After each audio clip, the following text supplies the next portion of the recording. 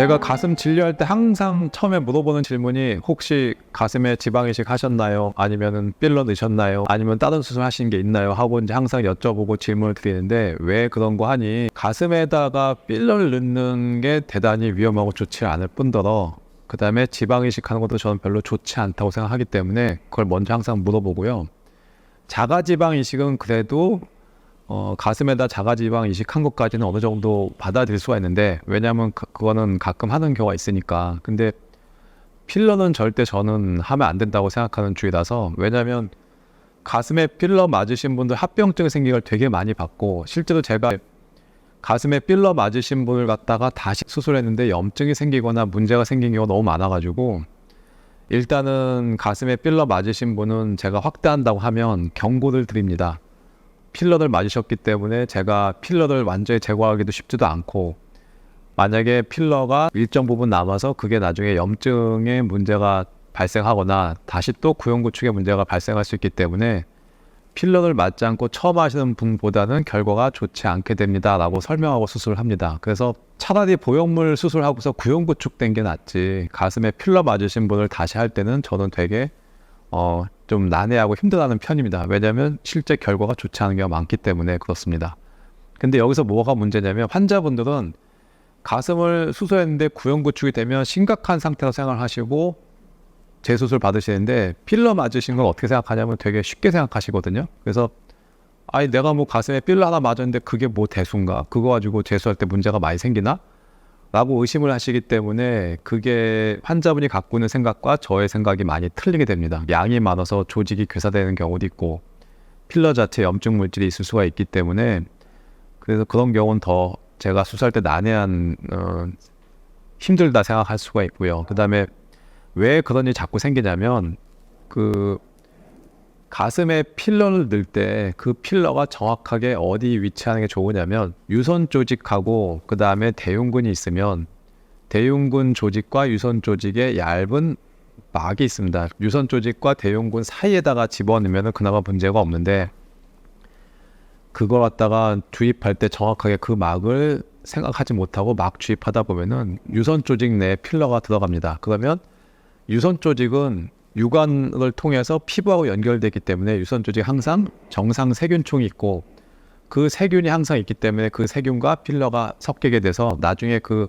필러에는 일정 부분 균의 감염의 가능성이 높습니다. 그래서 근데 그 필러가 완전히 제거가 되느냐? 제거가 되지 않기 때문에, 그 쉽게 말씀을 드리면 필러 맞으신 분은 그냥 언제 터질지 모르는 시한폭탄을 갖고 있는 상태에서 수술하는 거하고 비슷합니다. 그렇기 때문에 필러 맞으신 분을 다시 할 때는 대단히 수술이 힘들게 되는 것이고 절대 하시면 안 된다고 생각하시면 됩니다.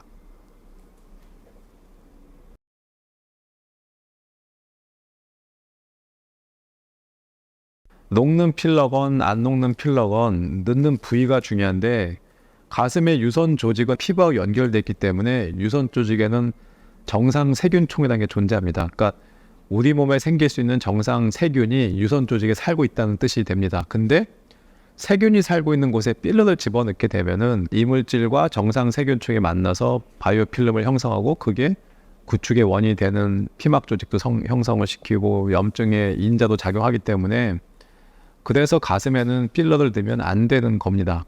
근데 실제 시행하는 병원이 있기도 하고요. 필러는 조직 전체에 스며들어 있기 때문에 필러만 선택적으로 제거하는 것이 불가능하고, 대개 경우는 일정 부분 필러를 큰 거를 제거하고 항생제 쓰면 좀 가라앉기도 하지만, 만약에 그게 진정이 되지 않고 계속 염증을 만들고 만성적으로 몸을 아프게 한다면 그때는 멀쩡한 조직까지 다 같이 제거해야 되는 황당한 일이 발생하기 때문에, 녹는 필러건 안 녹는 필러건 어쨌든 간에 안전하지 않다고 제가 설명을 드리는 거고, 필러가 위험하다는 말씀을 드리는 것이 아니고 필러를 넣는 위치가 깨끗하고 균이 없는 곳에 넣어야 되는데 가슴 조직은 그렇지가 않기 때문에 하면 안 된다고 말씀드리는 겁니다.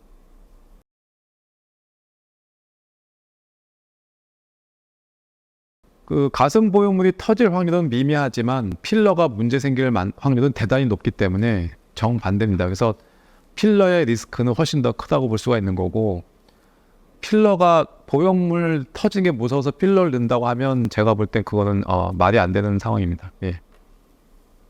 여우가 무서워서 호랑이 굴에 들어가는 현상이라고 보시면 되죠. 가슴 보형물은 일단은 터질지언정 피막 내에 내용물이 다 담겨 있기 때문에 우리 몸에 침투할 일이 거의 없고, 그래서 문제가 생기면 제거가 가능합니다. 가슴 보형물 문제가 생기면 제거하면 원상복구 가능한데, 만약에 필러가 문제가 생긴다 하거나 아니면 지방에 문제가 생기면 그거는 완벽하게 우리 몸하고 격리시켜서 제거하는 것이 불가능합니다. 뭐 적절한 비유가 아닌데 제가 비유를 하자고 설명을 드리자면, 예를 들면 쑥떡이 있는데 그 쑥떡에 대추가 박혀 있습니다. 근데 만약에 대추가 문제를 만들었다, 대추만 빼는 거는 가능합니다. 가능하죠. 근데 쑥떡에 박혀있는 대추가 문제가 생겨서 대추를 빼는 건 가능한데, 만약에 쑥떡에 박힌 쑥이 문제가 있다면 그거는 제거가 가능할까요? 떡 전체에 쑥이 다 스며들어 있는데 어떻게 떡만 제거하죠? 그건 불가능하죠. 그래서 결국 어떻게 하냐면, 조직의 전체에 퍼져 있는 지방이나 필러가 문제가 발생하면 그걸만 선택적으로 추출해서 빼는 것이 불가능하니까, 그러면은 멀쩡한 살, 조직을 전부 다 통째로 제거해야 되는 어마어마한 일이 발생하는데, 한참 전 얘기지만 10년 전에 공업용 실리콘을 갖다가 가슴에 맞으신 분을 갖다가 수술한 적이 있었는데, 결국에 그놈의 공업용 실리콘이 계속 속을 새겨가지고 나중에 유선 조직 전체를 드러내고 보형물 넣은 적도 있었습니다. 근데 그렇게 되면 어떻게 되냐면, 유선 조직이 제거가 되니까 그 가슴에 보형물 덮고 있는 살이 되게 얇게 남습니다. 그래서 만지게 되면 감촉도 안 좋을 뿐더러, 그 다음에 너무 얇으니까 혈행에 문제도 발생하고, 그 다음에 모양도 당연히 동그랗게 공 모양이 나오니까 좋을 수가 없습니다. 그래서 즉 정상 조직이 남아나질 않기 때문에 그런 리스크가 조금이라도 있는 거는 하면 절대 안 된다고 보는 것이 맞는 겁니다. 그래서 가슴에 필러 넣는 거가 오히려 더 위험하다라고 생각하시면 됩니다.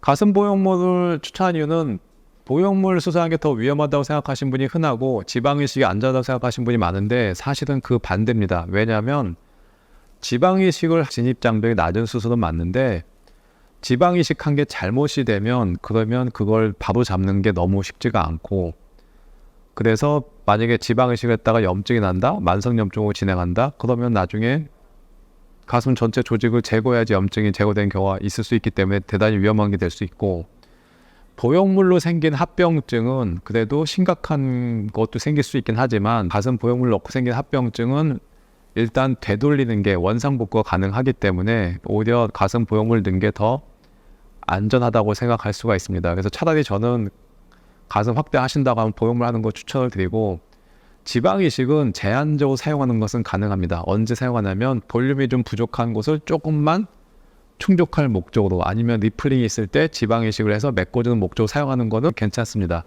그래서 그 정도의 지방이식은 저도 시행하고 있는데, 대용량의 지방이식을 양쪽에 하면 생각보다 조직이 단단하게 굳어가지고 감촉도 좋지를 못하고 나중에 염증의 위험도 있기 때문에, 그거는 얻는 거 대비 손해보는 게 많기 때문에 하지 말라고 말씀을 드리는 겁니다. 그래서 지방이식을 통한 가슴 확대는 별로 추천하고 싶지는 않습니다.